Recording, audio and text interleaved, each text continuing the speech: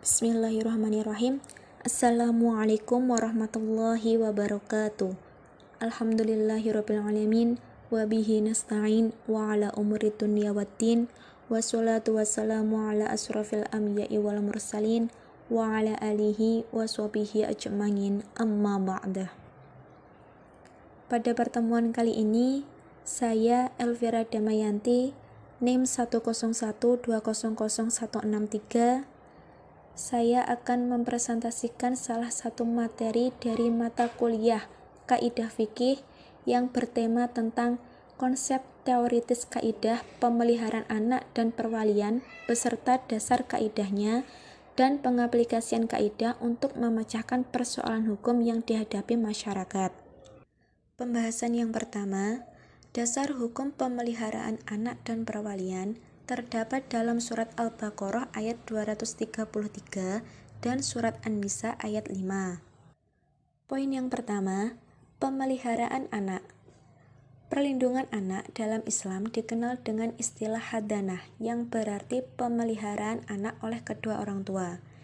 Islam menganjurkan untuk melindungi anak, menjaga, menyayanginya, memenuhi kebutuhannya, serta menjaga keselamatannya dari segala mara bahaya yang bisa mencelakakannya. Di dalam pemeliharaan anak, hak asuh anak dapat dibagi menjadi 3. Yang pertama, hak asuh anak dalam perkawinan.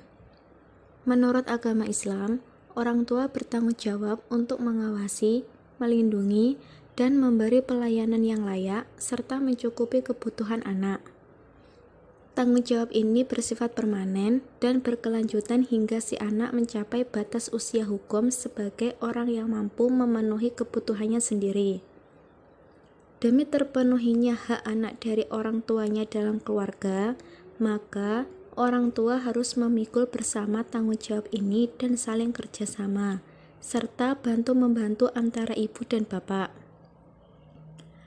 Islam memiliki konsep pernikahan sebagai media terciptanya keluarga yang sakinah, yang kondusif bagi terwujudnya tanggung jawab bersama di antara bapak dan ibu dalam mengelola dan menjalankan proses pemeliharaan dan pendidikan anak dalam keluarga. Yang kedua, hak asuh anak setelah perceraian. Apabila terjadi perceraian di antara kedua orang tuanya, maka hak asuh anak itu diberikan pada ibu atau kerabat ibu. Sedangkan yang terkait dengan pembiayaan menjadi tanggung jawab bapak.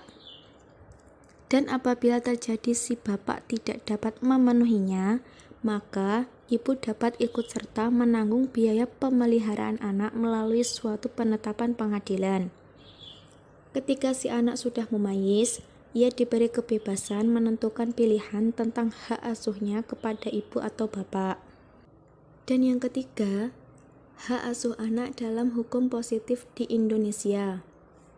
Pada prinsipnya, pengaturan tentang hak pemeliharaan anak atau hadanah, baik dalam hukum fikih maupun undang-undang perkawinan serta kompilasi hukum Islam, cenderung sama untuk berpendapat bahwa hak asuh anak adalah milik anak atau demi menjaga kepentingan anak. Perbedaannya hanya terletak pada penentuan batas usia mumayyiz. Dalam hukum fikih, seorang anak dikatakan mumayyiz apabila sudah menginjak usia 7 tahun untuk anak laki-laki dan 9 tahun untuk anak perempuan. Sedangkan dalam kompilasi hukum Islam, anak yang mumayyiz apabila sudah menginjak usia 12 tahun. Poin yang kedua, perwalian. Perwalian dalam istilah bahasa memiliki beberapa arti. Di antaranya adalah kata perwalian berasal dari kata wali, jamak dari aulia, yang berarti teman, klien, sanak atau pelindung. Dalam literatur fikih Islam, perwalian disebut dengan al-walayah atau al-wilayah, yang berarti orang yang mengurus atau yang menguasai sesuatu. Perwalian merupakan suatu kewenangan yang diberikan kepada seseorang untuk melakukan suatu perbuatan hukum sebagai wakil untuk kepentingan dan atas nama anak yang tidak mempunyai kedua orang tua atau orang tuanya masih hidup tetapi tidak cakap melakukan perbuatan hukum. Adapun tujuan dari perwalian adalah menempatkan seorang anak yang belum dewasa di bawah perwalian di mana semua kepentingan dari si anak tersebut menjadi tanggung jawab wali, di mana wali bertindak sama seperti orang tua si anak yang masih di bawah umur sewaktu menjalankan kekuasaan si wali. Dengan adanya hak perwalian ini dapat memberikan suatu gambaran bahwa setiap manusia tidak dapat melaksanakan haknya secara individual, yang disebabkan ketergantungan dari sifat dan sistem dalam pergaulan sehari-hari. Sebagaimana telah diatur di dalam kompilasi hukum Islam mengenai perwalian terdapat pada pasal 107 ayat 1-4. Yang pertama, perwalian hanya terhadap anak yang belum berumur 21 tahun dan atau belum pernah melangsungkan perkawinan. Yang kedua, perwalian meliputi perwalian terhadap diri atau harta kekayaan. Yang ketiga, bila wali tidak mampu berbuat atau lalai melaksanakan tugas perwaliannya, maka pengadilan agama dapat menunjuk salah seorang kerabat untuk bertindak sebagai wali atas permohonan kerabat tersebut. Dan yang keempat, wali sedapat-dapatnya diambil dari keluarga anak tersebut atau orang lain yang sudah dewasa, berpikir sehat, adil, jujur, dan berkelakuan baik atau badan hukum. Selanjutnya, kewajiban wali diatur dalam kompilasi hukum Islam pasal 110 ayat 1-3 dan pasal 111 ayat 1 dan 2 yang berbunyi 1. Wali berkewajiban mengurus diri dan harta orang yang berada di bawah perwaliannya dengan sebaik-baiknya dan berkewajiban memberikan bimbingan agama, pendidikan, dan keterampilan lainnya untuk masa depan orang yang berada di bawah perwaliannya. 2. Wali dilarang mengikatkan, membebani, dan mengasingkan harta orang yang berada di bawah perwaliannya, kecuali bila perbuatan tersebut menguntungkan bagi orang yang berada di bawah perwaliannya, atau merupakan suatu kenyataan yang tidak dapat dihindarkan. 3. Wali bertanggung jawab terhadap harta orang yang berada di bawah perwaliannya dan mengganti kerugian yang timbul sebagai kesalahan atau kelalaiannya. Dan yang keempat, dengan tidak mengurangi ketentuan yang diatur dalam pasal 51 ayat 4 Undang-Undang Nomor 1 Tahun 1974 bahwa pertanggungjawaban wali tersebut pada ayat 3 harus dibuktikan dengan pembukuan yang ditutup tiap 1 tahun sekali. Gugurnya perwalian telah diatur dalam pasal 109 menurut kompilasi hukum Islam yang menyebutkan bahwa pengadilan agama dapat mencabut hak perwalian seseorang atau badan hukum dan memindahkannya kepada pihak lain atas permohonan kerabatnya bila wali tersebut pemabuk, penjudi, pemboros, gila, dan atau melalaikan atau menyalahgunakan hak dan wewenangnya sebagai wali demi kepentingan orang yang berada di bawah perwaliannya.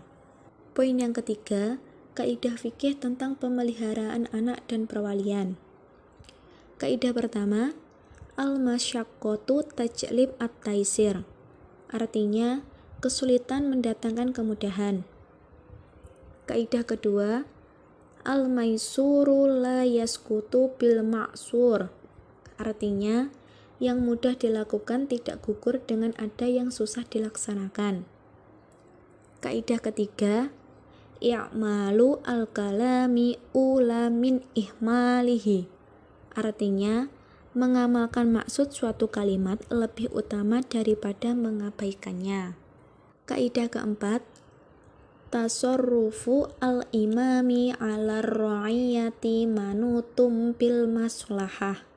Artinya, tindakan pemimpin atau imam terhadap rakyatnya harus dikaitkan dengan kemaslahatan.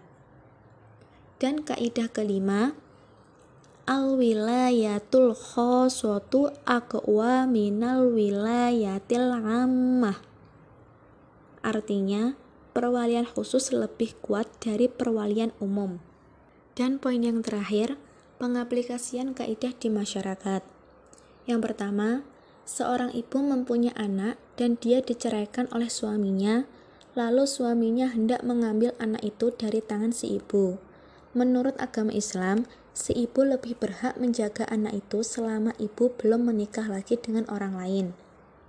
Yang kedua, anak yatim atau piatu, ia berhak mendapatkan perwalian dari garis keturunan terdekat bapak atau ibunya. Kalaupun tidak ada, pengadilan agama akan menunjuk dan mengangkat orang lain sebagai wali bagi si anak tersebut. Dan yang ketiga, seorang wali tidak dibenarkan mengawinkan anak perempuannya dengan laki-laki tanpa mempertimbangkan unsur kafaah atau kesepadanan. Sebab, bila tidak sepadan antara laki-laki dan perempuan, itu akan mendatangkan kemaslahatan. Padahal, tindakan si wali haruslah untuk kemaslahatan kedua belah pihak, yaitu suami dan istri. Cukup sekian presentasi dari saya. Semoga bisa bermanfaat. Kurang lebihnya saya mohon maaf. Billahi taufiq wal hidayah wa ridha wal inayah. Wassalamualaikum warahmatullahi wabarakatuh.